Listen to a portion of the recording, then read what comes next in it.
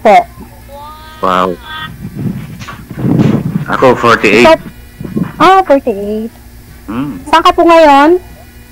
Dito ako sa ano ngayon, sa probinsya namin, dito sa Pangasinan. Taga dito po ako sa Pangasinan. Pangasinan po. Ako, Bisaya.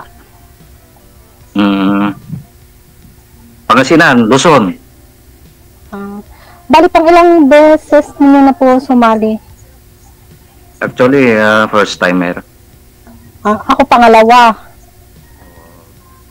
Yung una po, taga kaso, hindi ko na in-entertain kasi tumawag siya, nanghihingi siya ng tawag dito? Load.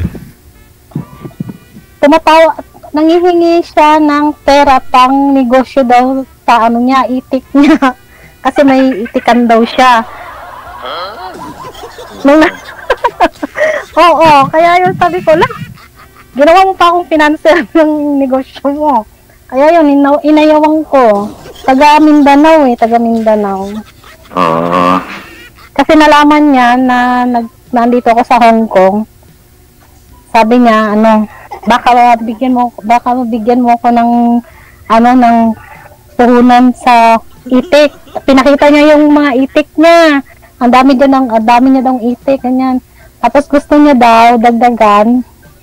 Nahihingi siya. Sabi ko, kakausap lang natin kahapon, tapos niya nahihingi ka na. Kaya yun, dinak ko siya sa Viber ko. Oo. Actually, sana naging kayo muna. Yun nga. Ay, buti nga, kuya, tawag nito, nalaman ko na ganun pala siya. Kaya yun, sabi ko, kakausap, hindi pa nga kita kilala. Tapos tumawag siya, kinagabihan, may kasama na siya, dalawa sila, nagiinuman. Tapos sabi niya, ito, para makilala mo yung pamangkin niya daw yun, sabi niya, ito pamangkin ko, para alam mo na seryoso ako, sabi niya. Sabi ko, seryoso ba yung nangihingi ka ng pera? Sabi ko, wala Sabi ko, ganun, hindi naman ako naghahanap ng para magbigay ako ng pera. Sabi ko, ganun sa kanya, hindi naman ako trabaho dito para ibamigay ko lang yung pera. Sabi ko, single mom ako. Sabi ko, kuya, single lang po ako. Hindi ako hindi ako milyonaryo dito sa Hong Kong. Sabi ko, ganun. Nagtatrabaho, nagkukuskus lang po ako ng inodoro dito. Sabi ko. Bale, ilang years ka na dyan sa Hong Kong? Bali 6 years na po ako. Oo. Ilang beses ka nagbakasyon na? First time ko pang nagbakasyon sa Pinas. Last year. Oo.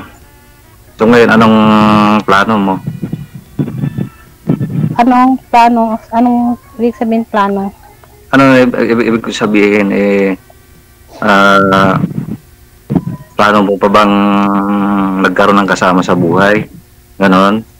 Sana, kung lang, seryoso lang. Oo. Yung magkakaintindihan, gano'n, yung tanggap yung dalawang anak ko, kasi may dalawang anak ako. Yung magkakaintindihan kami, tanggap niya yung hindi lang ako, kundi yung mga anak ko. Oo. Ikaw kuya, may asawa ka na? Before, taga dyan din sa yung wife ko. Naghiwalay kami since 2014. Kami 15 years na kami hiwalay ng asawa ko. 2011. Bali may 3 akong anak sa kanya, na sa akin lahat yung mga bata. Sa akin naman na sa akin. Lahat. Yung 2. Puro babae sa'yo. Ilan yung... Puro babae din ba? 2 lalaki, 1 babae, bunso. Yung nag-graduate kanina ng grade 10. Ang daming aso. Sa akin naman, grade 9, tapos mag-third year college na. Wow.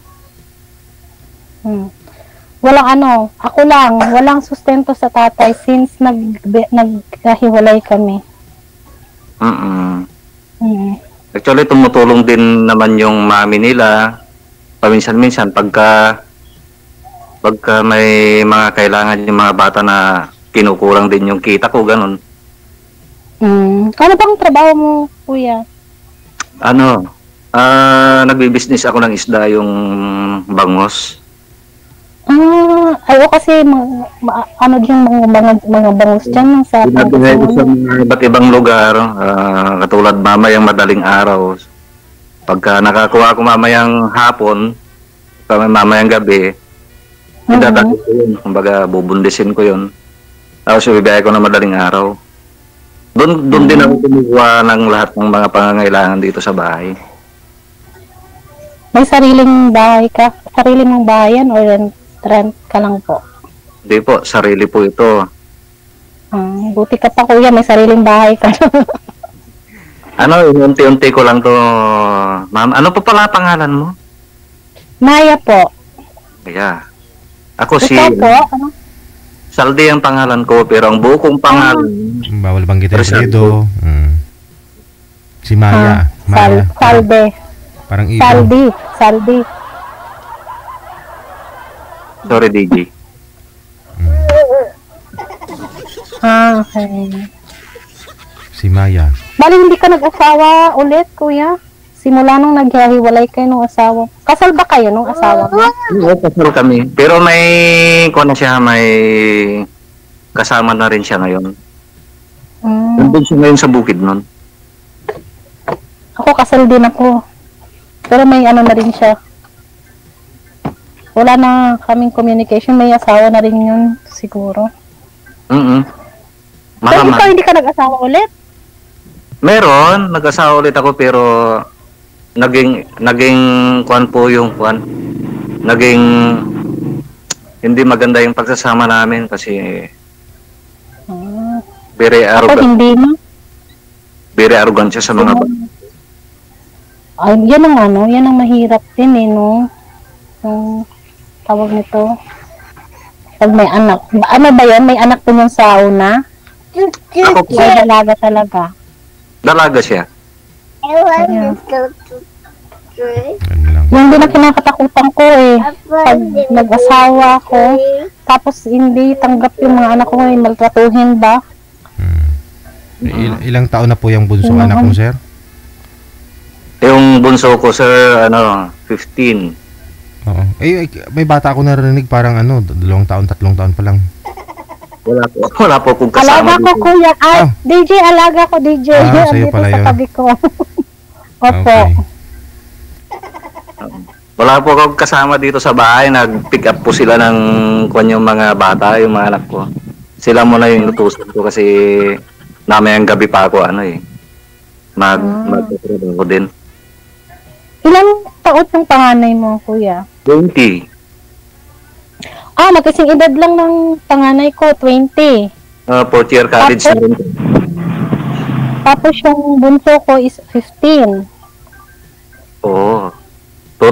2002 siya eh. Tapos 2006 yung pangalawa. Tapos 2009. Ayun. Malalaki na din pala, no? Oo, papakinabangan na rin po sa mga gawaing sa trabaho ko diyan sa isdaan. Kasi mahirap din po yung buhay dito, ma'am. Kung hindi ka kikilos, wala rin. Kahit saan naman din, kung hindi ka kikilos, wala rin. Diba? Hindi lang naman dyan, kahit naman. Kung aasa ka lang din naman sa wala rin.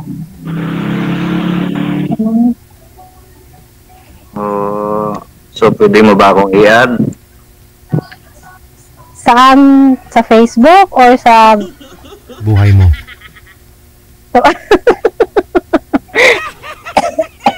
Kahit ano na po, basta po, yun din po yung layunin ko, ma'am. Yung wala akong masamang hangad, kundi yung yung nagkakaintindihan both side, ganon.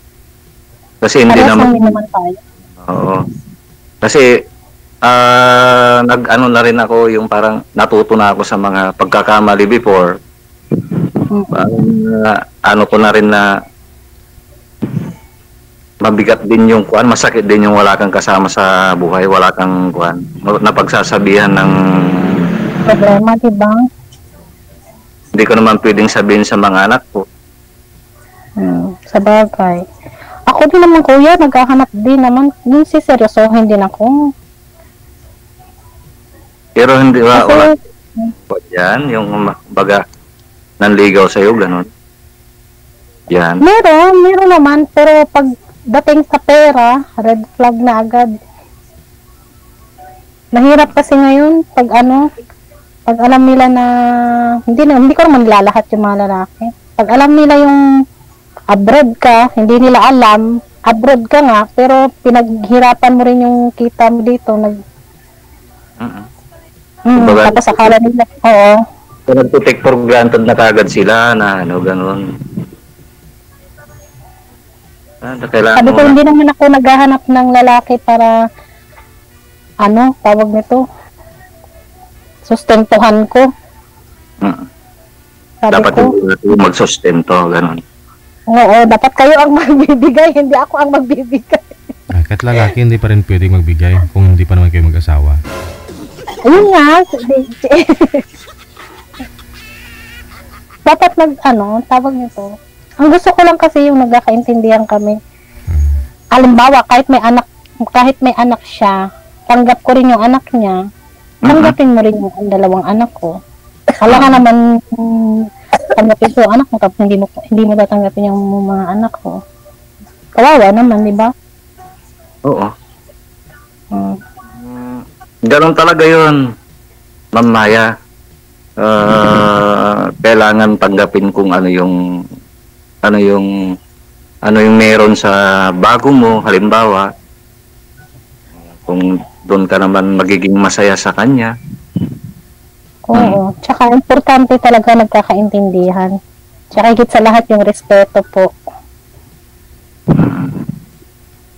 Yun po talaga. Respeto. Yung importante. Respeto kayo sa isa't isa. Paano yan? Eh, matanda na ako. Okay Kaya ako lang. naman din matanda, 43. Ikaw 46. 3 years lang naman yung gap. Hindi, 48 ako. Apo, 48 ba? Mm. Ah. Okay lang ba? Okay. Kung magkakaintindihan, hindi walang problema. Eh kung basta wala lang money involved dyan. Kasi nadala na po talaga ako nung Actually, Ma'am Maya, naghahanap buhay naman ako, kaya so far, hindi naman siguro yan, kung hindi pa naman tayo nagsama, halimbawa. Hindi po ako titik for granted para dyan sa pinaghirapan ng ibang tao. Kasi rin naman po ako. Nagtatrabaho rin po ako para sa mga anak ko rito. Kaya nga po yung iba po na na may mga partner na rin na nakakasalamuha ko dyan sa labas. Aba, napaka-responsable mo naman. Buti nga wala kang babae. Ganun. Matagal ka naghiwalay nung pangalawa? Matagal ka kayo naghiwalay nung pangalawa mo? Ano ba? Matagal ka kayo naghiwalay nung pangalawa mong asawa? 2 years ago. Tagal Gaano na din, po no? katagal yung pagsama ninyong ng dalaga na yun, sir? Bali, nagkaroon din po kami ng Anak? DJ, nagkaroon din po kami ng isang anak na babae sa kanya. O sana po ngayon yung anak andun sa kanya? Oo, kasi nung nagkaroon po ng conflict sa amin, sa pera din po yung yung parang pinag-awayan namin na marami siyang sikreto sa pera na pinaghihirapan ko, DJ. So, yun, nagkagaroon po hanggang sa magulang niya. Baka nag-iipon para din sa inyo eh. Para may dudukutin pag sakali. Savings ba? Wala, nakuha lahat. DJ, lahat po yun kasi nag-dual account po kami nun. Yan ang mahirap. Dual account, ibig sabihin may access ka din, pati siya. Pati siya po, bakit nakapangalan sa akin, then siya po, then nung pagka-check ko po, wala na pong laman. Nung wala na siya sa bahay. Yun lang. Opo. Kaya yun, nung trinay ko naman po, DJ, na i-save yung pagsasama namin kasi may anak din ako sa kanya, which is 14 years old na ngayon. Parang magkasunod lang po sila ng pinakabunso ko. Pero actually, hindi naman na po sila nang-iistorbo sa akin para humingi ng sustento sa bata kasi nga yung pinirmahan po namin sa barangay, hindi na po ano yun. Yung kumbaga, pag kinuha nila yung bata, sa kanila na po yung kwan. Pero dapat magbibigay ka rin ng sustento, kuya. Ano po? Dapat magbibigay ka rin. Hindi na po sila nang i-istorbo, ma'am. Kahit gusto ko bigyan yung bata, kumbaga, baka i-ano lang sa akin ng lola niya o kaya yung nanay niya kasi nga di ko rin alam kung ano yung iniisip nila para sa akin. Kahit na gusto ko mang puntahan yung bata doon dahil may karapatan naman po ako doon sa bata, baka ano po yung mangyari sa akin doon. Kaya sila na lang po yung parang inaantay ko na pumunta dito sa bahay dahil alam naman nila kung hindi sila ng halimbawa sustento man, dahil obligasyon ko naman yon, bibigay po ako kahit pa paano po. Pero magmula na nung wala na sila ditong mag-ina, hindi na nila ako inoobliga sa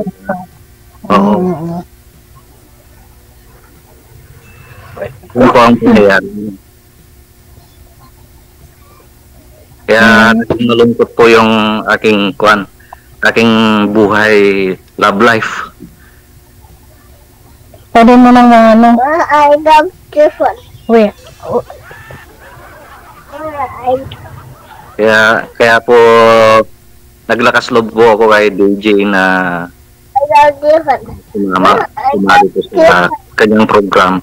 Kasi po nakikita ko na natutuwa po talaga ako sa programa ni DJ Jel. Ako matagal na akong nakasubaybay sa ano ni DJ. Tapos ngayon lang ulit ako bumalik baka makakita ulit ako ng... Matagal na, ilang taon na rin po ma'am na sumali po kayo. Yung nakausap mo, ano ba? nalala ko yun, no? Yung negosyo na, itik. Opo, DJ. Tapos kinagabihan, DJ, alam mo, tumawag siya sa Viber, nag-video call po kami. Tapos may kausap siya. Parang lasing siya, DJ. Sabi ko, lasing ka? Sabi niya, hindi. Sabi niya, bukas tatawag ako ha, matatawag ako. Sabi ko, sige. Then, kinabukasan tumawag siya ulit. Pinakita niya po sa akin yung mga itik niya, ganyan. Sabi niya ba naman sa akin, DJ? Sabi niya, May, gusto ko to dagdagan yung yung mga itik ko. Gusto ko yung mga, maglagay pa ako ng mga itlogan, sabi niya. Baka gusto mo, magpadala ka sa akin ng pera. Sabi ko, ha? Maghihingi ka agad sa akin ng pera? Kahapon lang tayo nag-usap. Sabi ko ganun sa kanya. Maghihingi ka kagad. Sabi ko, hindi pa nga kita kilala. Sabi niya, hindi naman kasi, idagdag ko to. Tapos kinagabihan na naman, DJ, tumawag siya ulit. Dalawa na sila, nagiinuman. Puro lasing. Sabi niya, para sabihin mo na seryoso ako. Sabi ko, hindi ko masasabi na seryoso ka kasi may pera na pinag-uusapan natin. Sabi ko ganun sa kanya. Sabi, hindi ko naman hinihirap ko. Sabi ko, kahit na hindi ka pa kita kilala. Sabi ko ganun. Kaya yun, DJ, blinak ko siya. Sabi ko, akala ko Kala ko mabait kasi yung itsura niya. Wala. Mga Ayun. 2 years ago na yun, DJ. Mm. Opo. Eh, yung mukha ko parang mabait lang. Paano yun? Ano lang naman tawag dito. Wala naman sa akin yung yung itsura, kuya. Ang sa akin lang yung pag money involved na, wala. Red flag na talaga yun. Pakilala nyo rin. Wala, hindi naman ako hindi naman ako nag-base sa sa itsura. Ugali naman ang hinahanap ko. Importante yung ugali, hindi yung itsura. Anong gagawin mo dyan sa itsura kung pangit naman yung ugali mo? Mali kasi siya eh. Pinakita niya kasi yung itik eh. Sana yung pinakita niya yung Ibang itik. Ibang itik ang pinakita. Ay, kahit na DJ, ibang itik ang pinakita niya. Hindi talaga. Kasi pera yun. Ibang itik yung pinakita. At least, di ba nakilala mo na kaagad? Mabuti yung ganun. Isa naman yung iba, Kaya nga po. tumatagal lang taon bago nalaman na, ay, may sawa pala tong ka-video call ko, ka-LDR ko. Oh. Mas okay yung ganun. No? Eh, Wala naman po siyang asawa, DJ. Wala. Binata talaga siya. Ang kaso lang talaga, yung nangihingi siya kaagad ng pera. Pera kaagad. Akala niya kasi dito sa abroad, pinagpupulot lang yung pera namin dito. Hindi nila alam na kung sa pera, may pera talaga. Yun nga lang, hindi mo pwedeng pagkatiwala, no? Lalo pat, hirap kitain, di ba? hindi pa nga. Mahirap kitain talaga yung pera dito, DJ. Lalo na ako, single parent po. Akin lahat. Kasi yung tatay ng mga anak ko, hindi nagbibigay ng sustento since nung naghiwalay kami. So, ako lahat. Tuition fee, allowances nila, rent ng bahay. Kasi hindi po ako nangihingi ng sustento sa tatay nila. Ako lang po. Tapos ako pahihingan. Mali sana siya eh. Kung pinakita niya sana yung itik niya at nakagustuhan mo yung itik niya, ay di, baka sakali, no? Ay,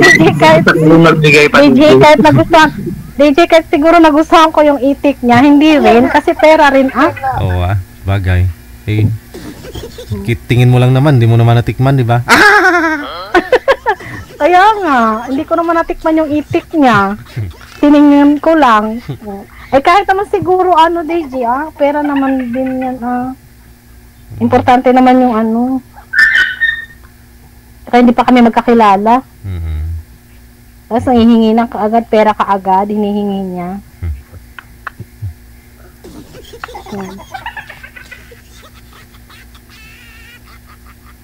Mabuti naman na. Ikaw- Ito si Sir, may source of income eh. May trabaho naman. Opo. Siya na naman nun as DJ, diba? May naman din siya, negosyo. Tsaka wala rin naman siyang binubuhay, wala rin siyang anak. I drink milk tea. I drink lemon tea. I drink lemon tea. I drink lemon tea. Ano daw? Ilang taon na po ba yan? 2 years old po, DJ. Nangihingi siya ng lemon. I drink lemon tea. Yes. Sige, DJ. Kasi alaga. Nangihingi na ng... Didi. I drink lemon tea. Ikaw, kuya. Yes. I drink lemon tea. I-add na lang kita sa Viber. Okay. Antayin ko. Okay po. Okay Thank you. po. Thank you, DJ. Thank you po ulit. Maraming salamat. Sige. Thank you po ulit, DJ. Good luck sa inyo. Maraming God salamat. bless. Likewise. Bye-bye po. God bless po.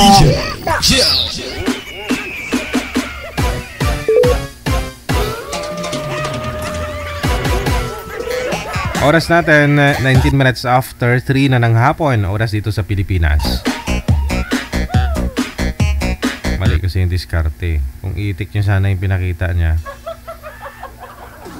At kung nakita niyang natuwa si girl, ang laki ng itik mo. Diba? ba? Kaysa utang ka agad, manghiram ka agad. Kala nyo, madali lang kumita sa abroad. Halos pa nga lang, hindi na ho yan bumibili ng mga panty nila para makaipon.